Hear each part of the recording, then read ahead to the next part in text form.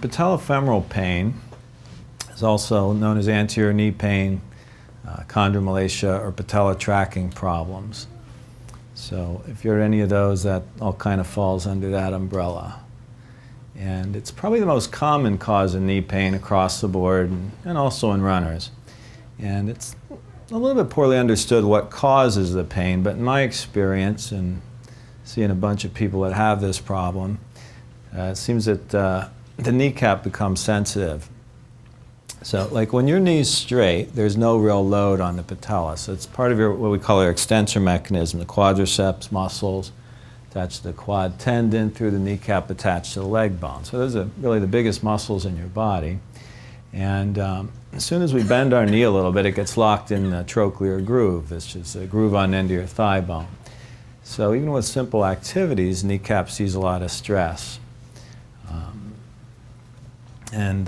It really can be a nuisance. You know, sometimes it's real painful, but more often it's more a nuisance and be difficult to treat. So it's frustrating for both physicians and the patients. So the kind of symptoms we have are pain in the front of the knee, no acute injury. Things that tend to make it worse are climbing stairs, kneeling, and if we're running, more uphill running.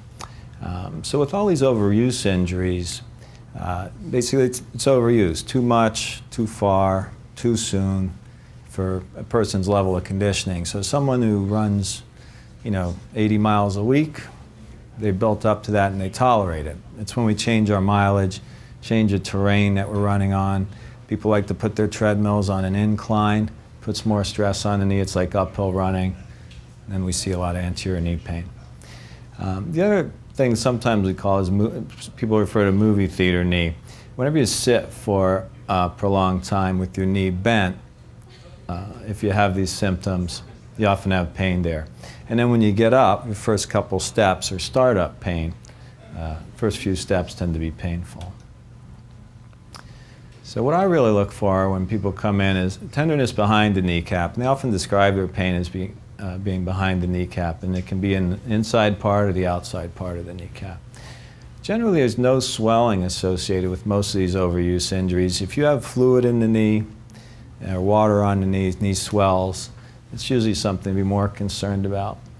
So we also look for muscular tightness, and for me, I like to look for quadriceps tightness with the anterior knee pain.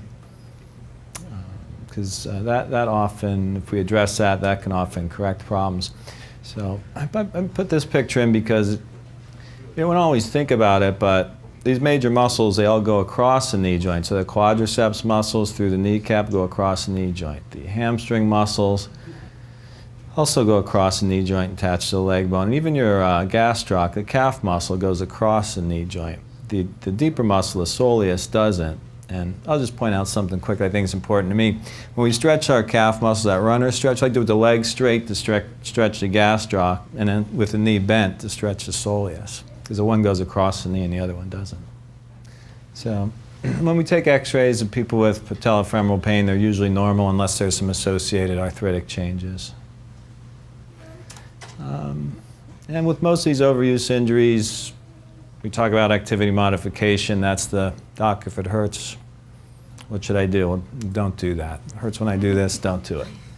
So relative rest. And then physical therapy is probably the mainstay of our treatment. We like to stretch, especially the quadriceps. Then we like to strengthen some of the muscles, quadriceps, but especially your hip abductors and core muscles. And Kat's going to talk about that. So we talk about a kinetic change. So basically, we talk about basically the hip bones connected to the knee bones, connected to the ankle bone, and we really like to focus on the joint above and below in treating some of these problems. So the question comes up about orthotics. Can sometimes be really helpful with treatment of patellofemoral pain, especially if you have flat foot or you're pronate. What if you aren't flat feet, but you pronate? Yeah. Yeah, so, like most of the time I'll try stretching, some therapy. If things just aren't going well, you can always try orthotics. But if someone has flat foot or tends to pronate, orthotics can be really helpful. Sometimes that does a trick. And then what I find in myself sometimes, when my shoes become worn, my knees start to hurt. That's when I generally know it's time for new shoes, but I probably should do it before that. But there are different kind of shoes. A good idea, like Scott brought up, these idea of minimalist shoes and barefoot running. It's a very interesting topic.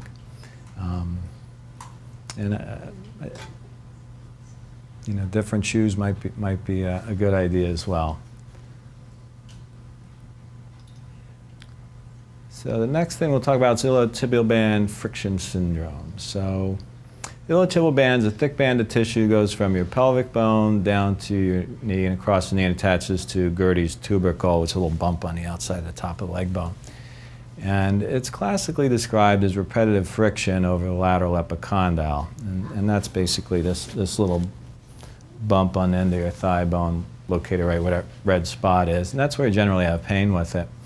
So the idea of the friction band is from 0 to 20 degrees, the ITB is actually anterior to the epicondyle and acts as a knee extensor. But when we bend our knee, it assumes a posterior position and acts as a knee flexor. So it actually glides across that area pretty much with every step.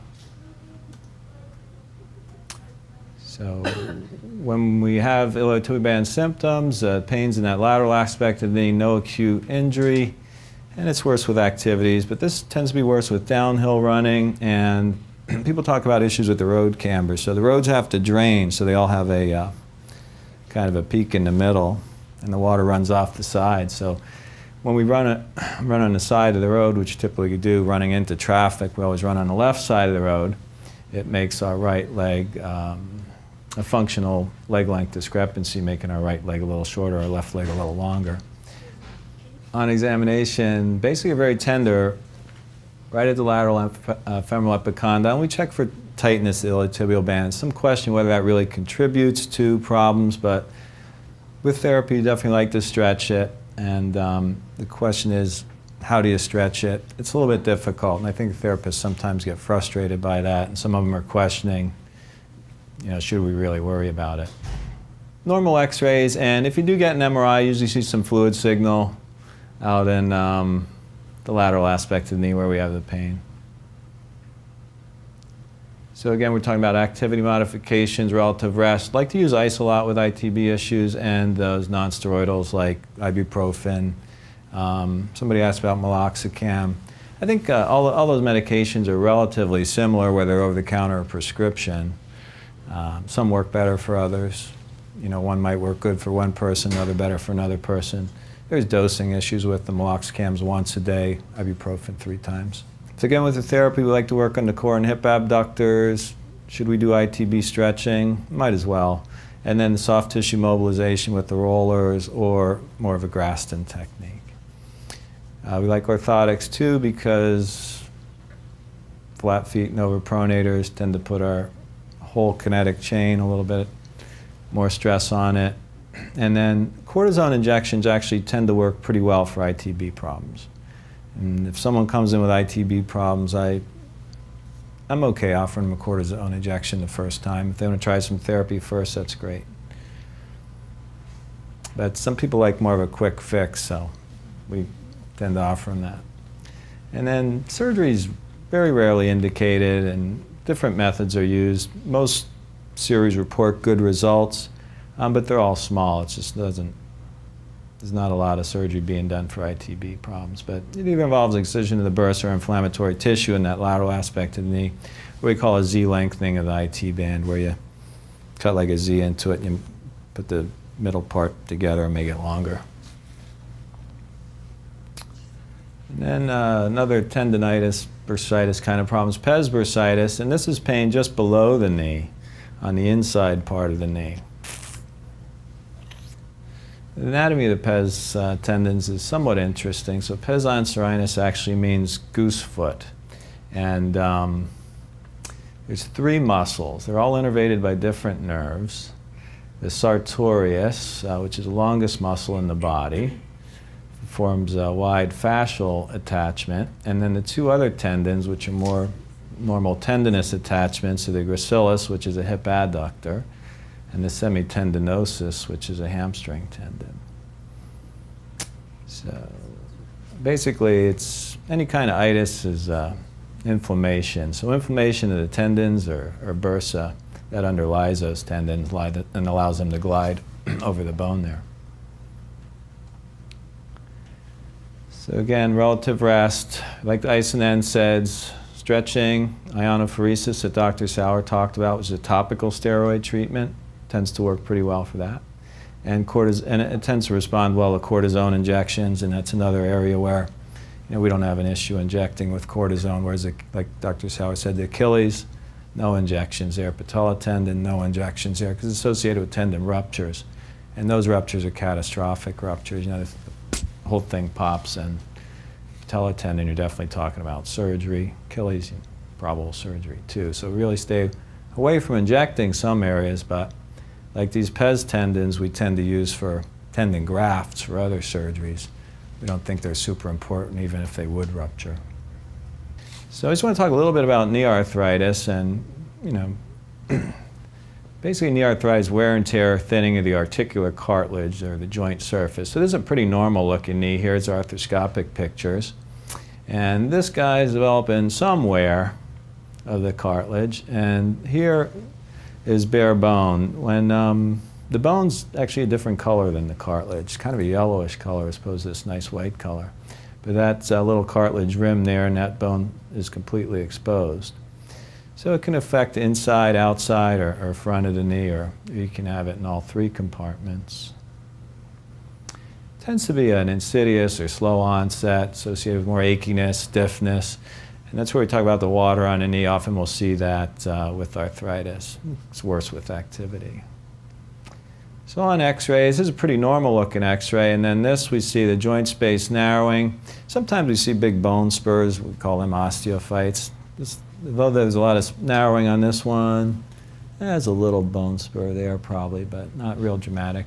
And then when the cartilage isn't taking some of the stress, the bone sees more stress, tends to get thickened. We call that subchondral sclerosis, so that bone looks a little thickened, a little stiffer there. Now an interesting thing I think to talk about a little bit while we're here is, does running cause knee arthritis? Or is it possible physiologic loads associated with running are actually healthy for the knee? So I don't think we can completely answer those questions, but I'll try to get into it a little bit. It's kind of like use it or lose it. We know like if you don't stress your bones, they become weak. If you don't use your muscles, they get smaller and atrophy. So if you don't put any loads on your cartilage, is that actually not a good thing? Is running maybe actually good for healthy knees anyway?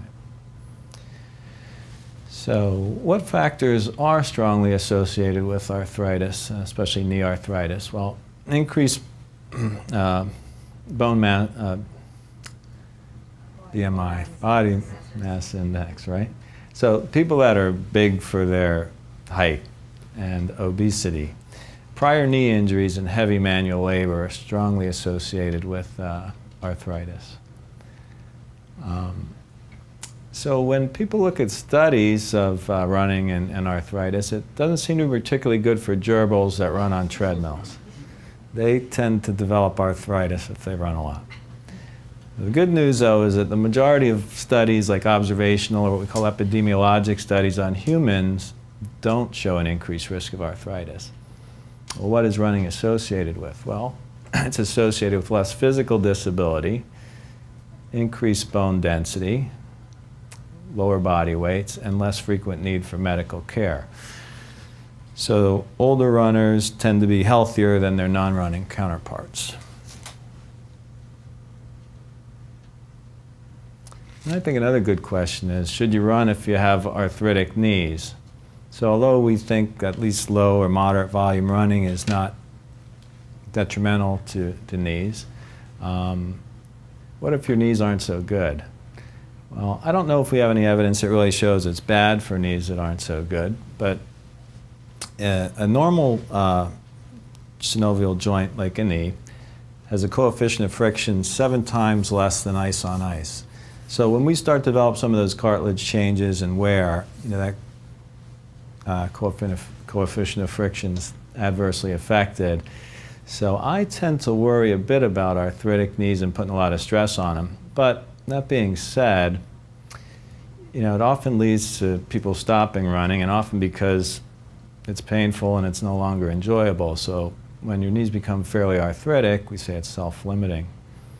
And arthritic joints, especially knees, are more tolerant of lower impact activities like walking, and we recommend walking for people with arthritic knees. I think it's good, even for people with bad arthritis. Elliptical machines, swimming, and quite a few of my patients with arthritic knees actually say their knees feel better when they cycle. So the last thing I want to touch on is meniscal tears. So again, it's not something you probably cause by running, but if you do have a meniscal tear for whatever reason, it tends to limit your running. And so pain at the medial lateral joint line tends to be worse downhill than uphill. Symptoms are exacerbated by running, and there's often that knee effusion associated with it or swelling in the knee. We often diagnose them on clinical exams. Best way to confirm it's with an MRI. There's an obvious meniscal tear on MRI. It's the nice white line in that black triangle of meniscal cartilage. So the meniscus is it's a gristle cartilage that sits on the periphery of the knee, and looks just, the human knee looks like a lot like a turkey leg. They have a little gristle cartilage around the edge, and so do we.